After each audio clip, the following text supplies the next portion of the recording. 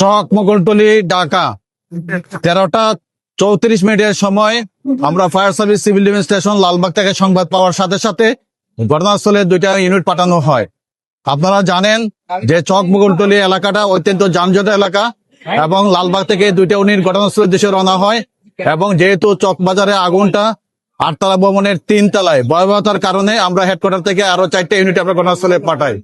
ঘটনাস্থলে উপস্থিত হয় আমাদের লালবাগ ফায়ার স্টেশন, দেখে প্রচন্ড ধোঁয়া, অর্থাৎ 8তলা ভবনের মাত্র একটা সিঁড়ি এবং সিঁড়ির মাত্র দৈর্ঘ্য 2 ফিট, যার কারণে 3তলা ভবনের একবারে সামনে যে রুমটা ছিল ওই রুমে আগুন ছিল, প্রচন্ড ধোঁয়া ছিল এবং আমাদের ফায়ার সার্ভিস সিভিল ডিফেন্সের যারা ফায়ার ফাইটার ছিল অত্যন্ত দক্ষতার সাথে ব্রিদিং অ্যাপারেটাস পরে আগুনটাকে নির্বাপন করার জন্য চেষ্টা করে এবং প্রত্যেকটা গুদামের শাটার গুলো ছিল তালাবদ্ধ অবস্থায়।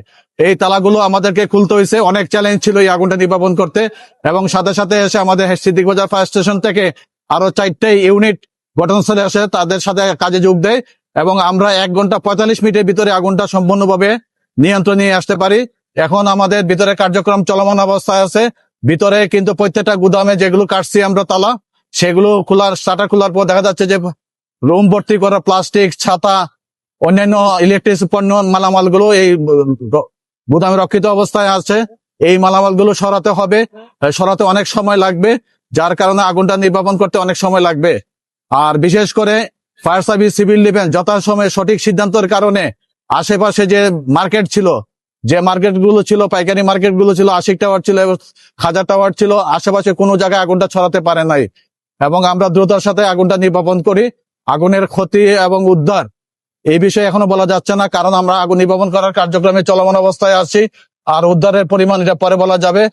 আর আগুনের কারণটাও আমাদের একটা কমিটি গঠন হবে, তারপরে আমরা বলতে পারবো। চক বাজারে এর আগে বহুবার আগুন লেগেছে, আপনারা নিয়ন্ত্রণ আনার জন্য সর্বাত্মক চেষ্টা করেছে এবং এখানকার অনেক ভবনকে আপনারা নোটিশ দিয়েছে।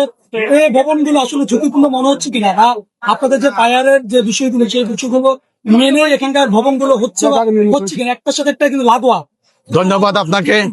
আপনি জানেন যে পুরান ঢাকায় ঐতিহ্যবাহী একটা চক বাজার জায়গা, এখানে দীর্ঘদিন আগে এই বিল্ডিং গুলো হয়ে গেছে এবং এই বিল্ডিং গুলো যে অবস্থায় হয়েছে সেই অবস্থায় অগ্নি নির্বাপনের ব্যবস্থা খুবই কম এবং ফায়ার সার্ভিস সিভিল ডিফেন্স থেকে সেফটি প্ল্যান খুবই কম বিল্ডিং এর আমাদের আছে।